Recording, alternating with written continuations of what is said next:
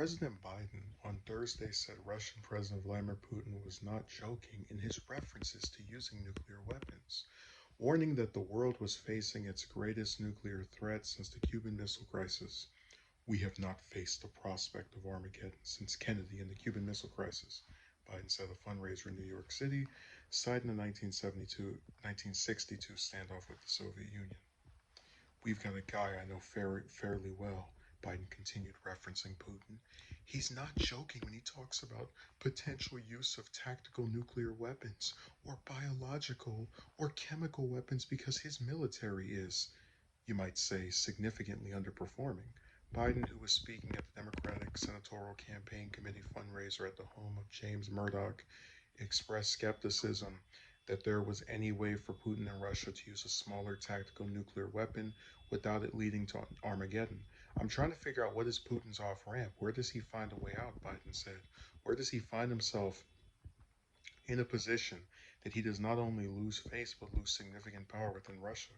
Biden's comments are some of the starkest yet from U.S. officials about the threat of Russia using a nuclear weapon and dramatically escalating its war in Ukraine. In a speech last month announcing the mobilization of hundreds of thousands of troops to fight in Ukraine, Putin said Moscow was prepared to use nuclear weapons to defend any of its territories, accusing the U.S. and its allies of nuclear blackmail and moving to destroy his country. I want to remind you that our country also has various means of destruction, and some components are more modern than those of the NATO countries, Putin claimed in a nationally televised address. The announcement came after significant gains by Ukrainian forces in a counteroffensive to retake areas held by Russia after its initial invasion in February. So, um, this is a really scary story because you have a bunch of countries, the US included, that have weapons that can just wipe millions of people off the map if they press a button. And in getting involved in a conflict that had nothing to do with us, we are in the crosshairs of Russia. Um, all I can say is I hope that we're able to find some kind of.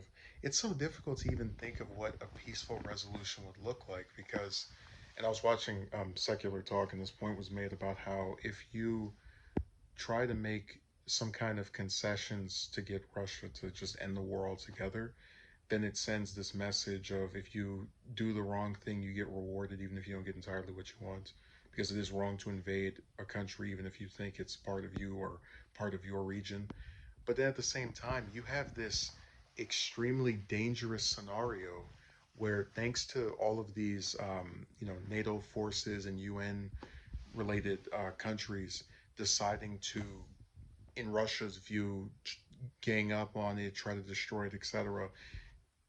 Putin believes that they're threatened and that they need to go to such a desperate and very homicidal means of showing that they're, I guess, tough or someone that shouldn't be messed with or, involved in the that we shouldn't be involved in trying to oppose something they're doing.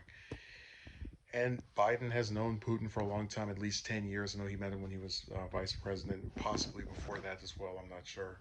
But I really hope they're able to do something that doesn't relate to us getting blown to pieces. And unfortunately, a lot of people are not paying attention to this stuff, and that's why it just flies over their head. We had a story, earlier this week about a North Korea missile being falsely reported to be going to Japan or flying over it. And, stuff like that is just extremely scary. And I really don't think Biden's exaggerating at all. This is like almost a sequel to the Cuban Missile Crisis.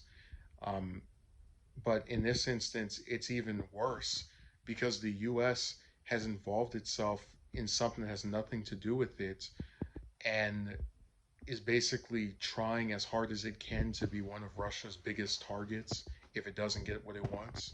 So this is really disturbing.